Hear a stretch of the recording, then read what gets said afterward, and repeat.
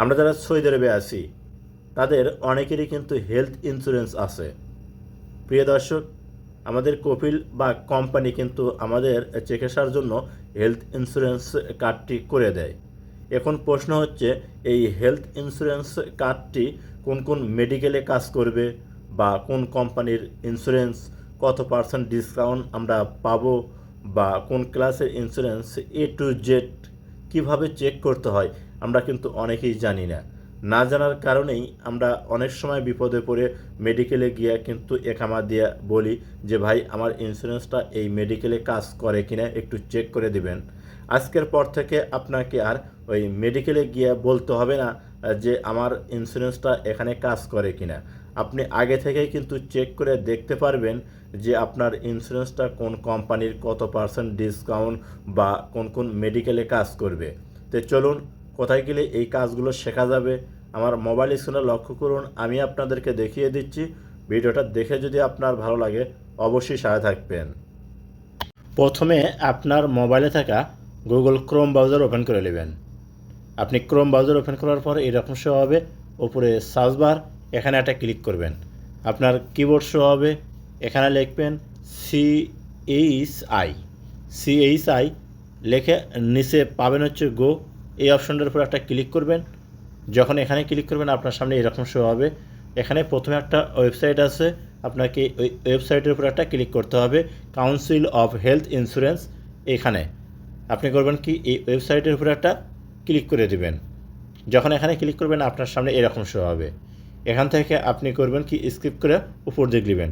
লওয়ার পর দেখুন এখানে কিন্তু একটা অপশন পাবেন, ই সার্ভিস। যদি এই অপশনটা আপনাদের ক্ষেত্রে শো না হয় তাহলে আপনারা কোথায় পাবেন? তো আপনারা করবেন কি, এখান থেকে স্কিপ করে নিচ দিকে নেবেন। নিলেই আপনি পাবেন হচ্ছে ডান দিকে একটা অপশন পাবেন 3 ডট। আপনারা করবেন কি, এই 3 ডট অপশনের উপর একটা ক্লিক করবেন। যখন এখানে ক্লিক করবেন এরকম শো হবে। এখান থেকে হোম লেখা আছে, তার নিচেই দেখুন ই সার্ভিস শো করতেছে।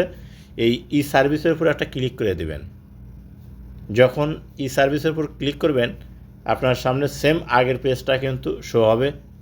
প্রিয় দর্শক, এখান থেকে এখন আপনাকে যে কাজটি করতে হবে, আপনি স্কিপ করে উপর দিকে নেবেন। লওয়ার পর নিচে একটা অপশন পাবেন স্টার্ট সার্ভিস, এই অপশনটার উপর একটা ক্লিক করে দিবেন।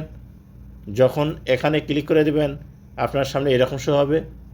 উপরে দেখুন লেখা থাকবে ইন্স্যুরেন্স ইনফরমেশন ইনকোয়ারি সার্ভিস। তার নিচেই আছে হচ্ছে আপনার আইডেন্টি নাম্বার, অর্থাৎ এখানে আপনার একামা নাম্বার দিতে হবে। কোড, নিচে যে ক্যাপচা কোড শো করবে আপনারা করবেন কি, সেই কোডটা উপরে এখানে দিয়ে দিবেন। দেওয়ার পর এই ঘরেতে একটা টিক মার্ক দিবেন। তো এখানে আমি আমার একামা নাম্বার এবং ক্যাপচা কোডটা দিলাম।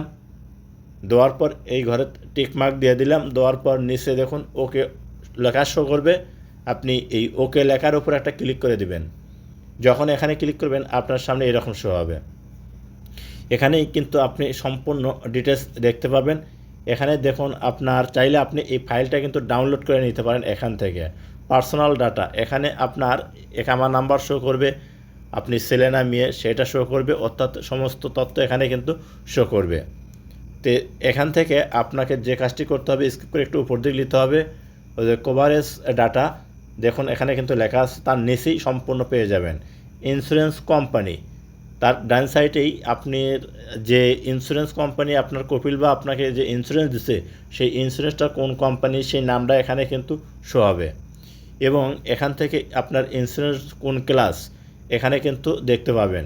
তো দেখুন আমার ইন্স্যুরেন্সটা কোন ক্লাস এখানে কিন্তু দেখা যাচ্ছে। কত পার্সেন্ট ডিসকাউন্ট আপনি পাবেন সেটাও কিন্তু এই জায়গায় দেওয়া আছে। এ টু জেড এখানে কিন্তু আপনি পেয়ে যাবেন আপনার ইন্স্যুরেন্সের সব তথ্যগুলো। এখন এই ইন্স্যুরেন্স কোন কোন মেডিকেলে আপনার কাজ করবে সেইটা আপনি কিভাবে চেক করবেন? কারণ আমরা অনেকে কিন্তু কোন মেডিকেলে আমাদের ইন্স্যুরেন্সটা কাজ করে সহজে জানতে পারি না, বা অন্য অনেক সমস্যা পড়ে যায়, মেডিকেলে যা পোষা লাগে। তো এই সমস্যাগুলো সমাধান করার জন্য আপনি করবেন কি, এখানে আপনার যে মেডিকেলের নাম আছে সেই নামগুলো আপনি করবেন কি, আপনার কপি করে নেবেন। এই যে দেখুন আমার ইন্স্যুরেন্স কোম্পানির নামটা আমি কপি করে নিলাম। কপি করে নেওয়ার পর গুগল থেকে বাইরে চলে আসবেন। আসার পর পুনরায় যে গুগলের যে সার্চ বার আছে এই সার্চ বারে ক্লিক করবেন। ক্লিক করার পর উপরে সার্চ গুগল এই অপশনটার উপর করবেন কি আপনি চাপ দিয়ে ধরে যে লিঙ্কটা কপি করছিলেন সেইটা পেস্ট করে দিবেন। দিলে দেখুন এখানে কিন্তু আমার ইন্স্যুরেন্স কোম্পানির নাম চলে যাচ্ছে। এরপর খালি আপনারা অ্যাড করবেন হচ্ছে হসপিটাল লিস্ট, এইটুকু অ্যাড করে নিচে গো অপশন আছে এখানে ক্লিক করে দিবেন। এখানে ক্লিক করলেই দেখবেন আপনার যে ইন্স্যুরেন্স কোম্পানি তার ওয়েবসাইটটা কিন্তু এখানে শো করবে। এখন আপনাকে যে কাজটি করতে হবে দেখুন ডান সাইডে কিন্তু পিডিএফও লেখা আছে, আপনি সেই ওয়েবসাইটের উপর একটা ক্লিক করবেন।